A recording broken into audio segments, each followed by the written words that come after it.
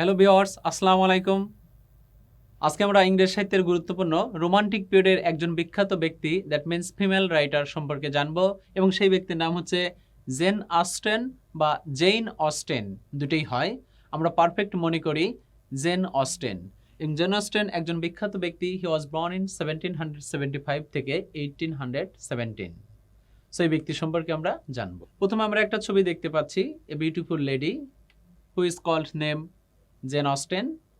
Gen Austen একজন বিখ্যাত ব্যক্তি ছিলেন, আর এই ব্যক্তি সমাজের নারী চরিত্রকে অনেক গুরুত্বপূর্ণ ভূমিকা হিসেবে পাঠক হৃদয়ের কাছে তুলে ধরেছেন। ব্যঙ্গাত্মক পয়েন্ট অফ ভিউ থেকে তার সাহিত্যগুলি রচনা করেছে, হাস্যরসাত্মক পয়েন্ট অফ ভিউ থেকে সাহিত্যগুলি রচনা করেছে। এবং এই ব্যক্তি সম্পর্কে আমরা কিছুটা ইনফরমেশন জেনে নেব, which will be better for all of candidates. প্রথমে আমরা বিখ্যাত এই ব্যক্তির জেন অস্টেনের বিখ্যাত কিছু টাইটেলগুলি দেখতে পাচ্ছি। এর মধ্যে দেখুন, তাকে বলা হচ্ছে ফিমেল অথবা ফেমাস নভেলিস্ট। তার মানে ইংরেজি সাহিত্যে ফিমেল রাইটার খুঁজে পাওয়া খুবই কঠিন। কুইন এলিজাবেথ ছিল, অথবা another thing is that Emily Bronte ছিল, জেন অস্টেন ছিল, অরুন্ধতী রয় ছিল। এই যে হাতে গোনা খুব অল্প ব্যক্তি, এরা হচ্ছে ইংরেজি সাহিত্যের ফিমেল রাইটার। ছবি দেখলে মনে হবে অনেকেই ফিমেল রাইটার, কিন্তু আসলে না। বিখ্যাত এই ব্যক্তিকে বলা হয় ফিমেল বা ফেমাস নভেলিস্ট, অথবা তাকে বলা হয় anti romantic novelist. Romantic period এমন একটা পিরিয়ড যে পিরিয়ডে কেউ নভেল লেখেনি সাধারণত, দুজন ব্যক্তি ছাড়া, একজন স্যার ওয়াল্টার স্কট আর একজন ব্যক্তি হচ্ছে জেন অস্টেন। এরা নভেল লিখলেও কবিতার বৈশিষ্ট্যগুলি এর মধ্যে ছিল। দ্যাটস পয়েন্ট অফ ভিউ থেকে তাকে অ্যান্টি রোমান্টিক নভেলিস্ট বলা হচ্ছে। Another thing is that novelist of the early 19th century. আর আর্লি 19th সেঞ্চুরি মানে সেটা আমরা জানি যে রোমান্টিক পিরিয়ডের সাথে রিলেটেড। অথবা তাকে বলা হয় he was a famous women novelist. That means একজন ফিমেল নভেলিস্ট বা উমেন নভেলিস্ট ভিক্টোরিয়ান পিরিয়ডের, এবং সেই ব্যক্তির নাম হচ্ছে জেন অস্টেন বা Jane Austen. Both is right. এখান থেকে আপনি প্রথম দুইটি টাইটেল পড়বেন, ফিমেল বা ফেমাস নভেলিস্ট অথবা অ্যান্টি রোমান্টিক নভেলিস্ট। এই ব্যক্তির বিখ্যাত আমরা কিছু সাহিত্য কর্মগুলি দেখি। দেখুন, সবগুলি হচ্ছে নভেল।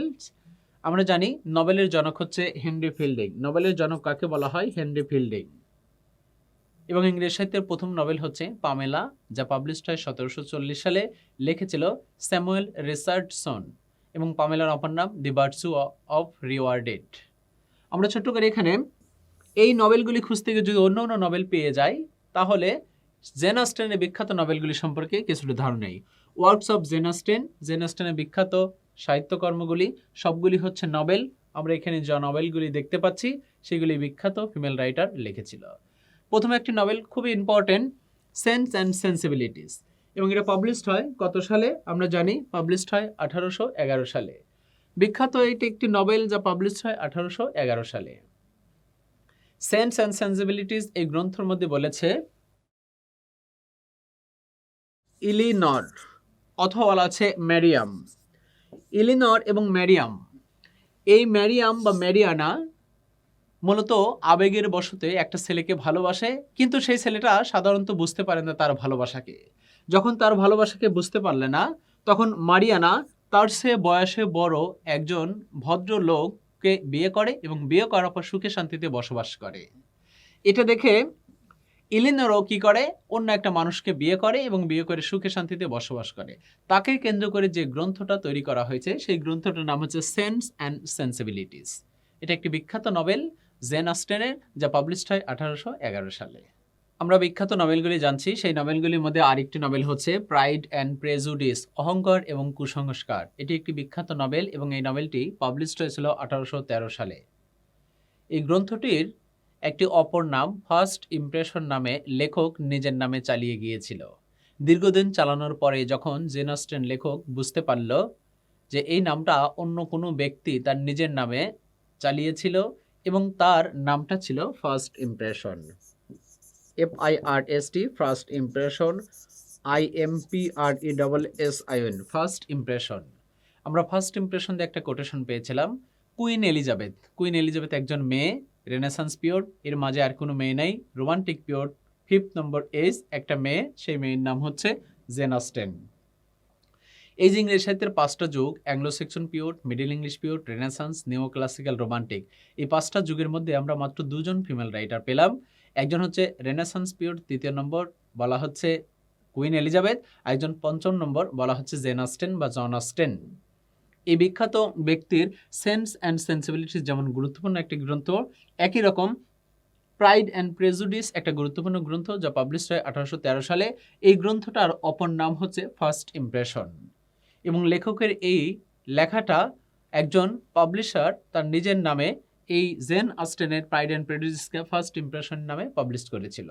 এরপর যখন সে পরবর্তীতে লেখকের হাতে ধরা পড়ে যায় তখন সে ভুলের অনুতপ্ত করে, দ্যাটস পয়েন্ট অফ ভিউ থেকে এই গ্রন্থটা লেখা হয়। এরপর বিখ্যাত আরেকটা গ্রন্থ, এবং সেই গ্রন্থর নাম হচ্ছে ইমা। ইমা একটা বিখ্যাত গ্রন্থ যা একটা মেয়ের কথা বলা হয়েছে, এবং এই মেয়েটা সব বিষয়ে সবাইকে অনেক বেশি সাজেশন দেয়, এবং অন্যকে সাজেশন দিতে গিয়ে বা অন্যের বিয়ের সম্পর্কে অনেক বেশি উপদেশ দিতে গিয়ে নিজেই বিপদে পড়ে। আর এই বিপদে পড়া পয়েন্ট অফ ভিউ থেকে একটি গ্রন্থ, সেই গ্রন্থের নাম হচ্ছে ইমা। এরপর বিখ্যাত আরেকটি গ্রন্থ, সেই গ্রন্থের নাম হচ্ছে ম্যানসফিল্ড পার্ক। ম্যানসফিল্ড পার্কও একটা বিখ্যাত গ্রন্থ, আর এই গ্রন্থটা মূলত বিখ্যাত একজন ব্যক্তিকে কেন্দ্র করে তুলে ধরা হয়েছে, এবং এই ব্যক্তির স্বভাব চরিত্র আদর্শ নীতিবানের পয়েন্ট অফ ভিউ থেকে সবসময় কথা বলে। সিনোনিম হিসেবে আমরা ইউজ করতে পারি জেন অস্টেন মূলত নিজেই এই গল্পর মূল থিম হিসেবে কাজ করেছিল, কিন্তু সেটা পাঠকদের কাছে হাইড করেছিল। লাভ অ্যান্ড ফ্রেন্ডশিপ তার বিখ্যাত একটা গ্রন্থ। হিস্ট্রি অফ দি ইংল্যান্ড একটা বিখ্যাত গ্রন্থ, কিন্তু তার দেখুন ইনকমপ্লিট একটা নভেল আছে। অনেকগুলি ইনকমপ্লিট নভেলের মধ্যে তার ইনকমপ্লিট আরেকটি নভেল হচ্ছে দি স্যান্ডিশন, যা পাবলিশড হয় 1817 সাল। এই বিখ্যাত সকল গ্রন্থগুলির মধ্যে থেকে প্রথম দুটিকে আমরা স্টার দিই, এটা খুবই important, sense and সেন্সিবিলিটিস, pride and prejudice, এবং তার ইনকমপ্লিট একটি নভেল, অনেকগুলি নভেলের মধ্যে তার একটি নভেল হচ্ছে দি স্যান্ডিশন। সো জেন অস্টেন থেকে মাত্র কয়েকটা ইনফরমেশন আমরা জেনে নেই। প্রথম দুটি টাইটেল ফিমেল বা ফেমাস নভেলিস্ট অথবা অ্যান্টি রোমান্টিক নভেলিস্ট, তার বিখ্যাত দুটি নভেল, প্রথম দুটি এবং লাস্টেরটি, দ্যাটস এনাফ। এবার এই ব্যক্তির গুরুত্বপূর্ণ কিছু কোটেশন আছে, এবং সেই কোটেশনগুলি এট এ গ্লান্স আমরা জেনে নেই। তবে কোটেশন জানার আগে এখানে ইনকমপ্লিট যে ওয়ার্কটা আছে সেই ওয়ার্কটা আমরা এট এ গ্লান্স জাস্ট দেখে যাই। ইংরেজি সাহিত্যে যতগুলি ইনকমপ্লিট ওয়ার্ক আছে তার মধ্যে হচ্ছে এটা একটা গুরুত্বপূর্ণ চার্ট। এবং দেখুন, দি স্যান্ডিশন জেন অস্টেনের লেখা, ক্যান্টারবারি টেলস জেওফি চসারের লেখা, সে মিডিল এজের কবি, দি টেম্পেস্ট শেক্সপিয়ারের লেখা, রেনেসান্স বা এলিজাবেথেন পিরিয়ডের কবি, ফেরি কুইন এডমন্ড স্পেন্সারের লেখা, যাকে আপনারা বলেন পয়েট অফ পয়েটস, এবং দি ট্রিয়াম্ফ এটা পার্সি বিশি শেলির লেখা। এর মধ্যে থেকে সব গ্রন্থগুলি ইনকমপ্লিট হিসেবে কাউন্ট করা হয়েছে। এবার যে বিষয়টা বলতেছিলাম সেই বিষয়টা আমরা চলে যাই, এবং সেই বিষয়টা হচ্ছে বিখ্যাত কোটেশন জন অস্টেনের।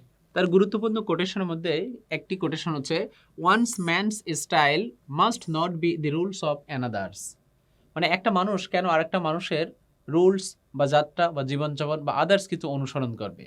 প্রত্যেকটা মানুষই নিজের স্টাইলে চলবে, অন্যকে অনুসরণ করবে না। তাকে কেন্দ্র করে প্রথম কোটেশনটা বলা হয়েছে। অ্যানাদার থিং ইজ দ্যাট বলা হচ্ছে I have not the pleasure of understanding you. তোমাকে বোঝার মতো আমার কোনো কিছুই নেই। অ্যানাদার থিং ইজ দ্যাট বলা হয়েছে without music life would be a blank to me. গান ব্যতীত আমাদের জীবনটাই ফাঁকা। এজন্য শেক্সপিয়ার বলেছিল music is the food of love, গান হচ্ছে ভালোবাসার খাদ্য। অথবা উইলিয়াম ওয়ার্ডসওয়ার্থ বলেছিল মিউজিক ইন মাই হার্ট। ঠিক একই রকম জেন অস্টেন বলেছে without music life would be a blank to me. গান ব্যতীত জীবন একটা শূন্য বা এমটি, ফাঁকা, এই পয়েন্ট অফ ভিউ থেকে তুলে ধরা হয়েছে। তার বিখ্যাত অ্যানাদার কোটেশন বলা হচ্ছে if I love you less I might be able to talk about it more.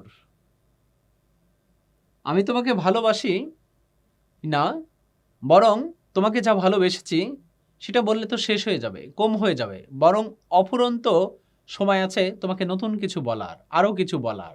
Gen Austen একজন বিখ্যাত ব্যক্তি, তার লাস্ট একটি বিখ্যাত কোটেশন বলা আছে there is nothing like staying at home for real comfort. বাড়িতে যে আনন্দ পাবেন এই আনন্দ আর কোথাও পৃথিবীতে পাবেন না। এটা হচ্ছে রিয়ালিটির দিক থেকে অনেক বেশি কমফোর্ট, আরামদায়ক প্রত্যেকের জন্যই। জেন অস্টেন একজন বিখ্যাত ব্যক্তি, তার কিছু টাইটেল জানলাম, তার কিছু বিখ্যাত নভেলগুলি জানলাম, ইনকমপ্লিট ওয়ার্ক জানলাম, এবং লাস্টে এসে আমরা তার বিখ্যাত কিছু কোটেশন জানলাম। এই বিখ্যাত কোটেশনগুলি যে ব্যক্তি বলেছে সেই ব্যক্তির নাম হচ্ছে জেন অস্টেন বা Jane Austen, both is right. So ভালো থাকবেন, সুস্থ থাকবেন, সবার জন্য শুভকামনা। আসসালামু আলাইকুম।